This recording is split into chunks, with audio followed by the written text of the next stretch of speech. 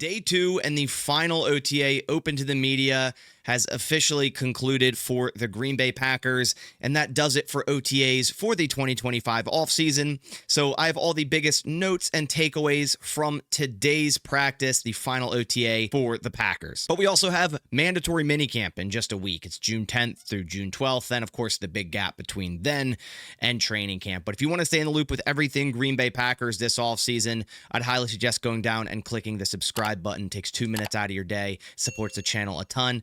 Plus, you get all your Packers news, analysis, updates, highlights, and all that all in one spot. I also just released a highlight video from today's practice. If you want to go watch that to see all the clips from today's warm-ups and practice, you can go check it out over on my channel. It's the video right before this one. All right, so without further ado, let's dive right into the biggest notes and takeaways from today's practice. It was a lighter practice than last week's. A lot of the time through 7v7s, they were running kind of like 60%, but we still got some insight and still some updates and takeaways and whatnot for certain positions. But first, let's go over attendance. The only new addition to players that weren't here at OTAs from last week is Nate Hobbs. He was not at today's practice, but it was listed as a personal reason, so it wasn't listed as an injury or anything of that sort. Still no Elton Jenkins or Jair Alexander, as to be expected. They weren't at last week's OTA. Again, this is voluntary, so players don't have to come to this. And saying that, the Packers still had a very good attendance here at OTAs. Quay Walker was also absent from today's practice. He was there last week, I believe.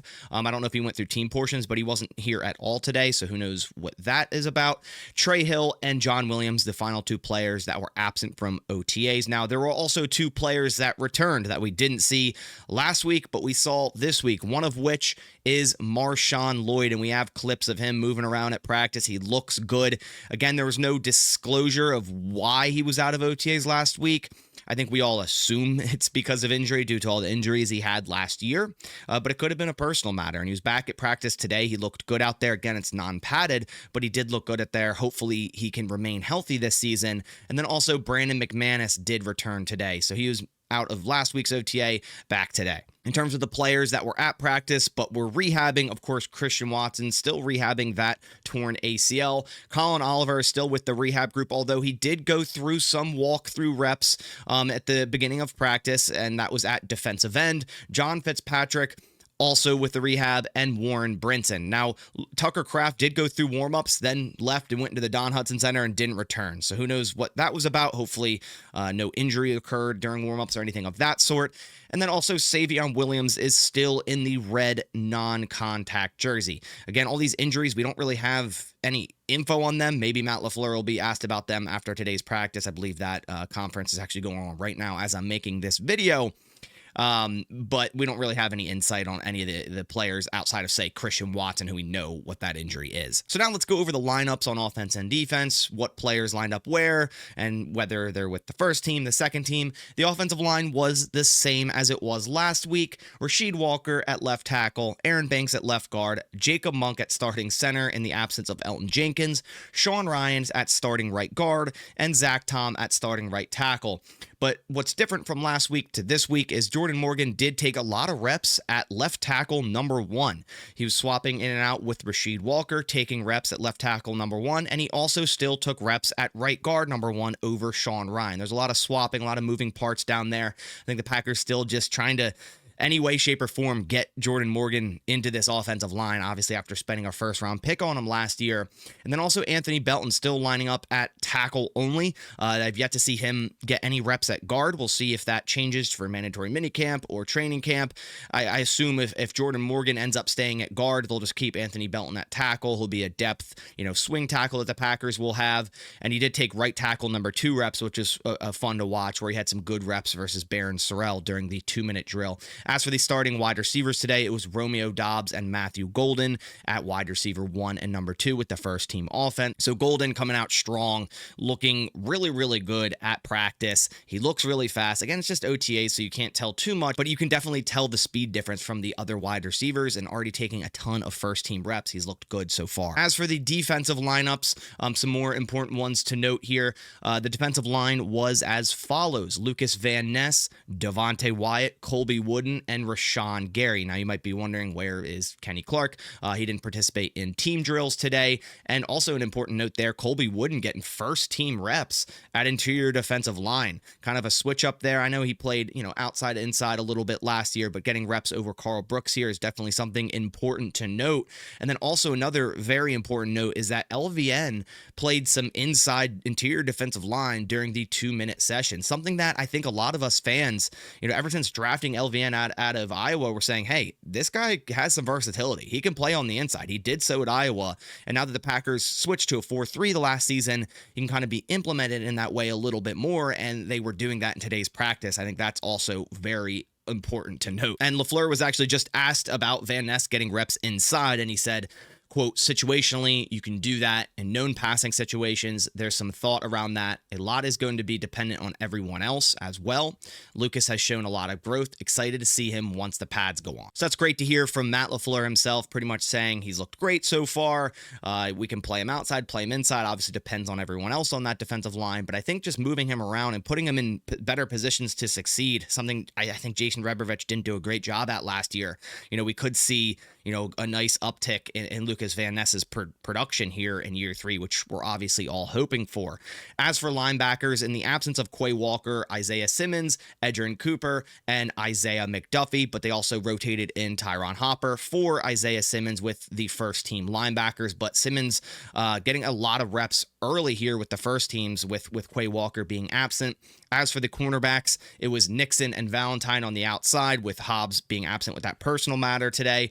Assume if Hobbs was here, just like last week, he would be at boundary corner with Keyshawn Nixon. And then when they went into nickel, Javon Bullard dropped down into that nickel spot. He didn't participate in teams last week. He did today, and they pulled Simmons off out of linebacker, so they had then McDuffie and Cooper at linebacker and nickel, with Javon Bullard at that nickel cornerback spot. And the safeties were Evan Williams and Xavier McKinney. So it seems like the Packers still really viewing Javon Bullard as a nickel defender. Of course, he could definitely take some safety reps, but then that would, of course, then take Evan Williams off the field, which we know we shouldn't be doing. So I think really Javon Bullard at this point, an early down nickel defender against the run, box safety, maybe something of that sort. And then if Hobbs were here today, I think he would be the nickel defender on, say, on pure passing downs. Another important note is that Kamal Haddon got some reps at boundary cornerback with the first team. Not a name I expected to hear getting some reps with the first team, just like Gregory Jr. last week. Still have yet to hear much of Micah Robinson, their 7th round draft selection out of Tulane at cornerback. Now, to wrap things up, some important notes during team sessions. Not much to go over today. It was a pretty light practice, but there are some notes here. The second team defense won the 2-minute drill versus the second team offense.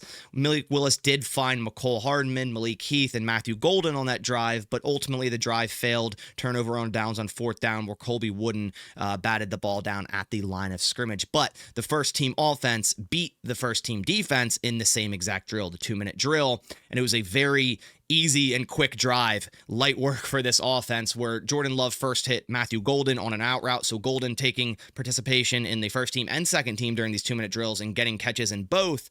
And then right after that, Jordan Love found Jaden Reed deep for a 30-yard touchdown over Kalen King. Was just talking about Kalen King in the last highlight video, saying this guy's got to have a good camp to potentially make this roster, and really haven't heard much of him. Well, sadly, we heard a little bit of him today, getting beat by Jaden Reed on a deep touchdown to end practice. Then the Packers went for 2 after that touchdown, and it was a quick slant complete to Romeo Doubs. The offense won. Practice is ended. As I'm making this video, also getting more quotes out from Matt LaFleur, and he was actually asked about Marshawn Lloyd, who I was just talking about earlier in this video, said we don't know if it was an injury or whatnot. Well, it was.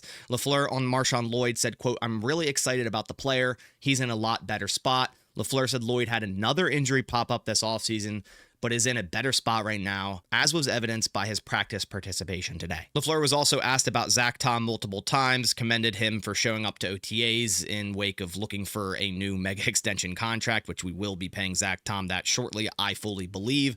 And he also said Zach Tom is basically going to be staying at right tackle. He said, "I think that's the plan, absolutely. That's where he's found his home. But what's great about him is if you do have something that happens, he gives you flexibility up front. So it seems that the Packers have no plans of putting Zach Tom to center like we heard all last offseason. It's going to be Elton Jenkins at center, Jacob Monk at center number 2, and Zach Tom is there to stay at right tackle. So those are all the biggest notes and takeaways from the final day of OTAs for the Green Bay Packers. Again, we have mandatory minicamp in a week, so be on the lookout for all the videos, highlights, updates, and notes you'll find from those practices here on this channel.